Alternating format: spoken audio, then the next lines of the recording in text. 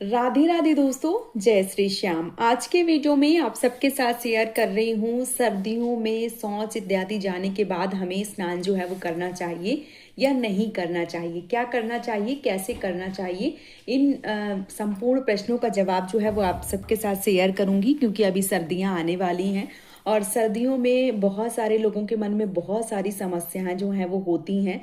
और जिनके घर में खास करके छोटे बच्चे होते हैं या जो बार बार शौच इत्यादि जाते हैं, तो उनको क्या करना चाहिए, कौन सी गलतियां नहीं करना चाहिए।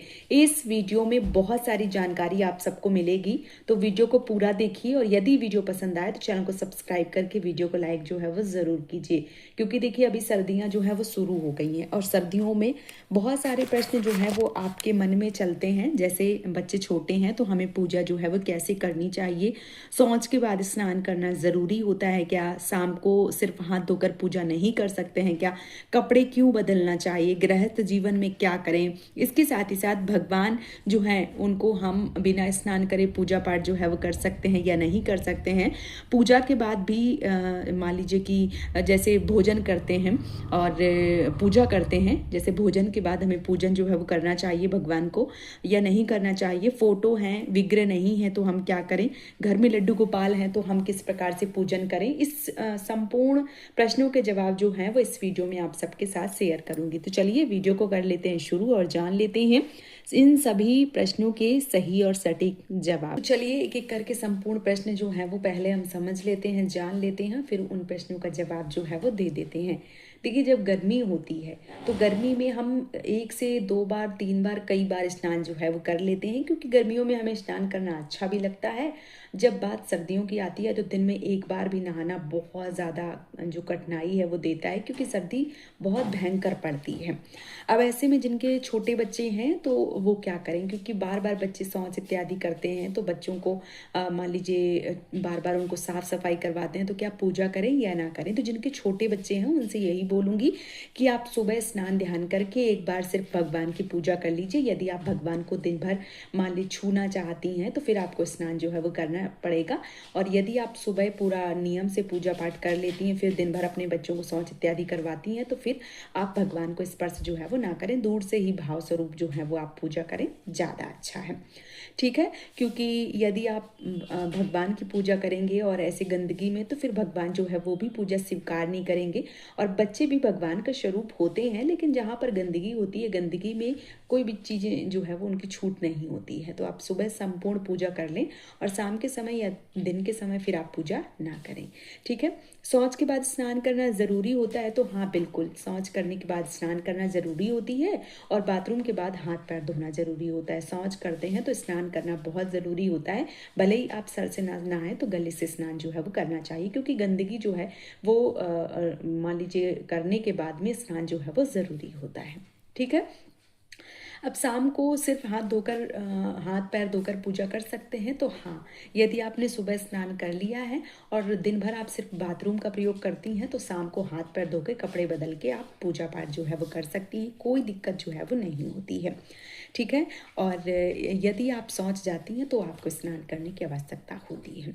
कपड़े जो है वो हमें पूजा करने से पहले बदलना चाहिए, तो हाँ, क्योंकि हम लहसुन प्याज का भोजन करते हैं या हम मान लीजिए बाथरूम का प्रयोग करते हैं, तो हमें कपड़े जो है वो बदलना चाहिए। तो हाथ पैर धो लीजिए, कपड़े बदल के आप शाम की पूजा जो है वो कर सकती हैं।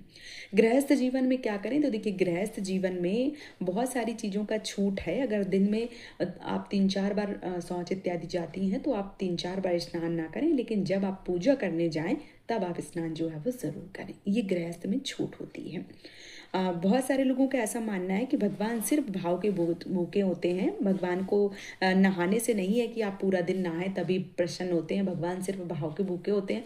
तो हाँ, इस बात से मैं बिल्कुल मना नहीं करूँगी कि भगवान भाव के भूखे नहीं, भगवान बिल्कुल भाव के भूखे हैं। लेकिन उदाहरण के तौर पर आपसे एक छोटी सी चीज़ कहूँगी कि यदि आप किसी बच्चे से कोई सामान ले रहे हैं या आप किसी मान लीजिए बड़ों से कोई सामान ले रहे हैं, उनके हाथ में बहुत ज़्यादा गंदगी भरी हुई है, तो आप क्या वो चीज़ लेकर खा पाएंगे?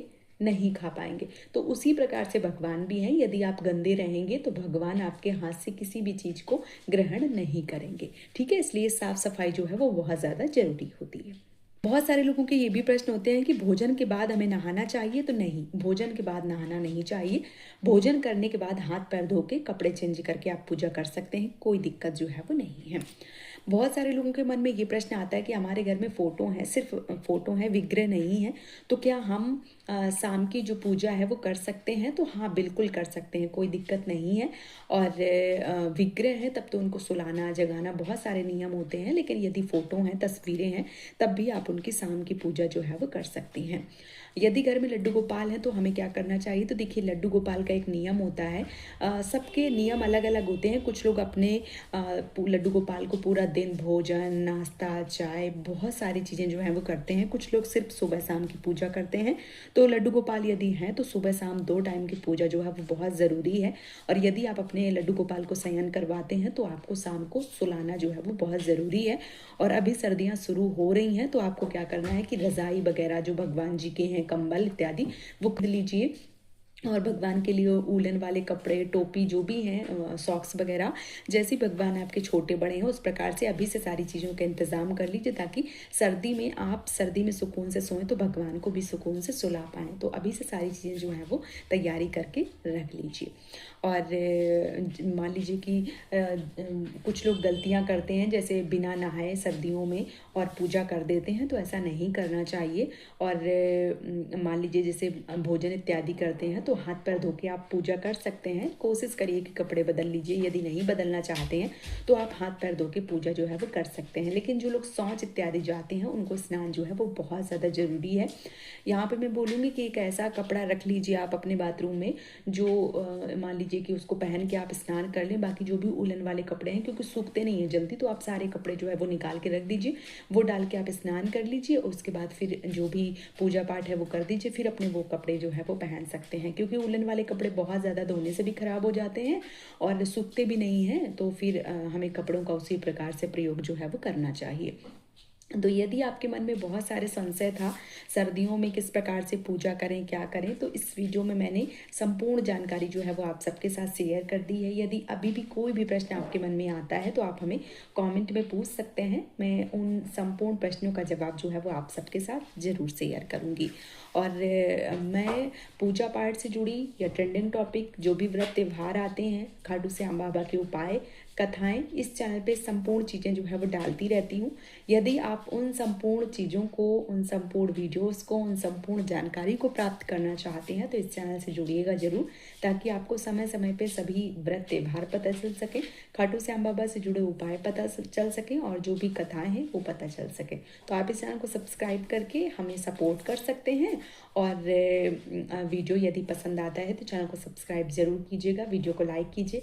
हाइप का एक ऑप्शन आता है नीचे, हाइप जो है वो आप हमें कमेंट में ज़रूर शेयर कीजिए। और आज का ये वीडियो मैं यहीं पे समाप्त करूँगी। बहुत जल्दी मिलूँगी एक और नए वीडियो के साथ में।